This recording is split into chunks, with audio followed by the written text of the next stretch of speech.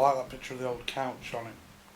It's like a classic. I like that as well. Yeah. It came from a series of photographs that were done in an American mental health hospital, Right.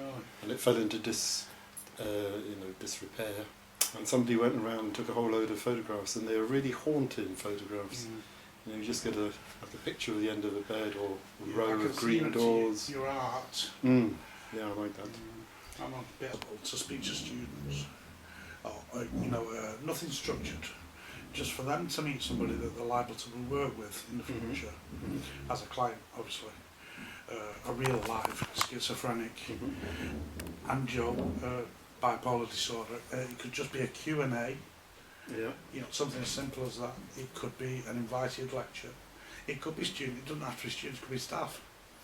It could be a class. That can all be worked out.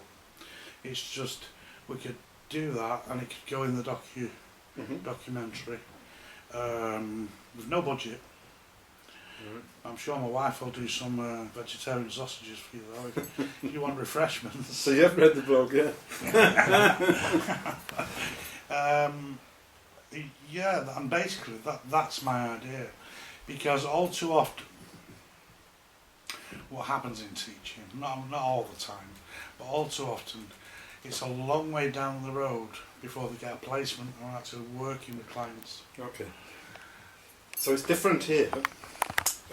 So one of the things that I've been really most proud of is the way that we've used lots of different opportunities to get service users and carers, because they are often a kind of forgotten group of people.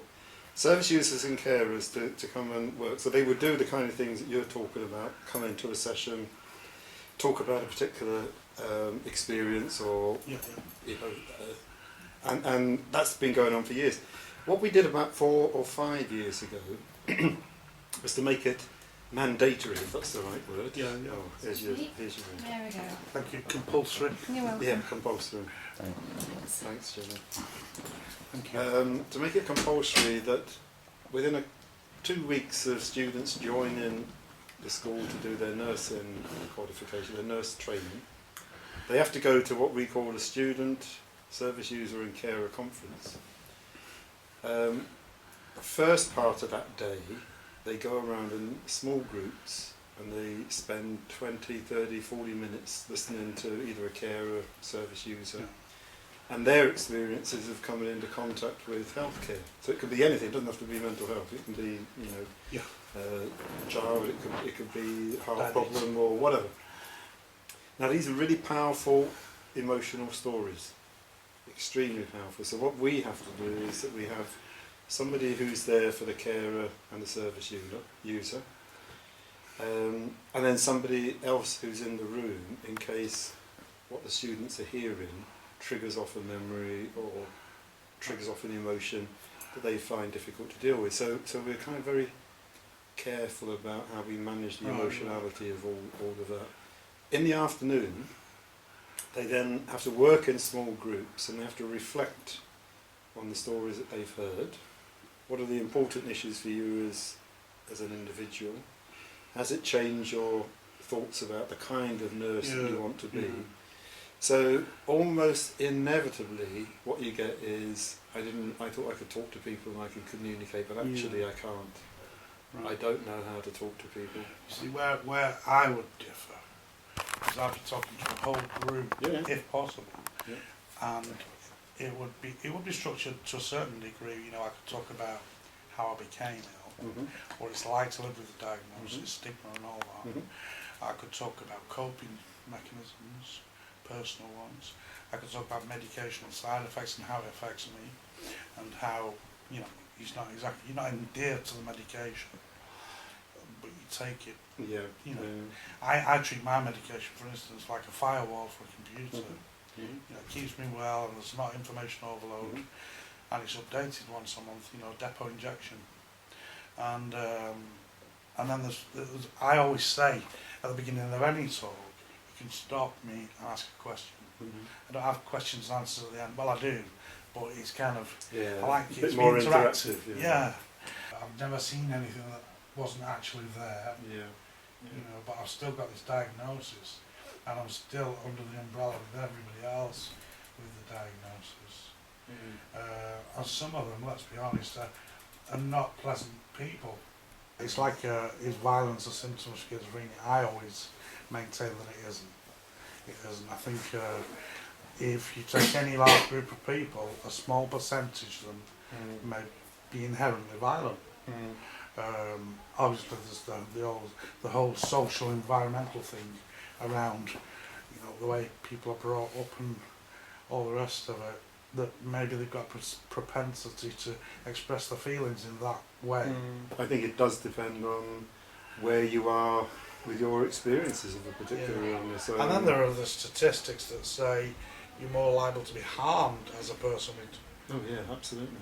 With a mental disorder Absolutely. than you are to harm or suicidal self-harm.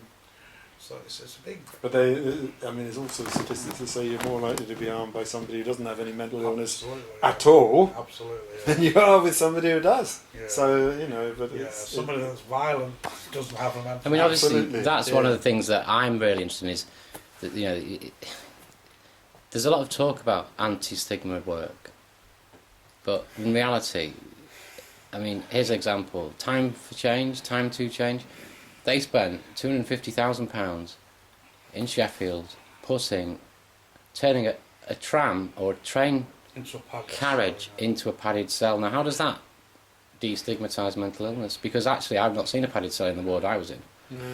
But everyone now thinks, oh yeah, they are padded cells because we've just been in this train where they were showing them. I'm organising an event at Immediate City in October. I've done one before.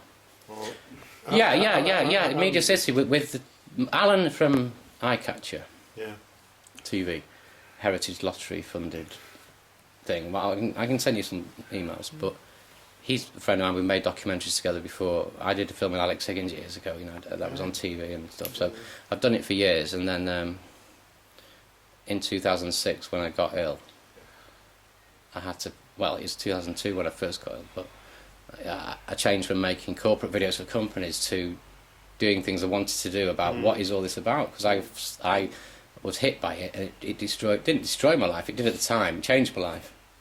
All of a sudden you're just in a different world once you've been in a hospital. Everybody's attitude changes towards you. It's not, you're now someone they don't want to talk to, you know, someone they don't visit in hospital. You know, if you had a normal illness they'd be coming to see you, but with that one they don't visit you. And I know Kerry Cooper very well as well at Lancaster, because I've done some films with him. But I'll send you some links to different things I've done. But I used to work in a care home as well, and I got that football team. These guys did any exercise, and all of a sudden they're in a football team playing with other teams, and it's just such a brilliant thing, you know. And went over there to Prague, made this film, came back, edited it. That was shown. So we showed 3 of my films. We got other films. I know Pat Hartley quite well, who founded the eating disorders. Pat was at university with my mum. So that's the whole story about why I'm doing this event.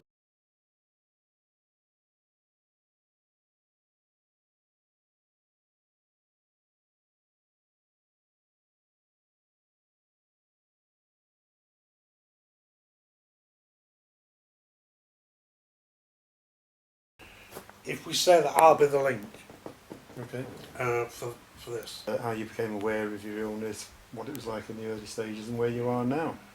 You know, that's quite a good story for people to hear, I think, because for me, I mean, I don't like the whole notion of diagnoses anyway.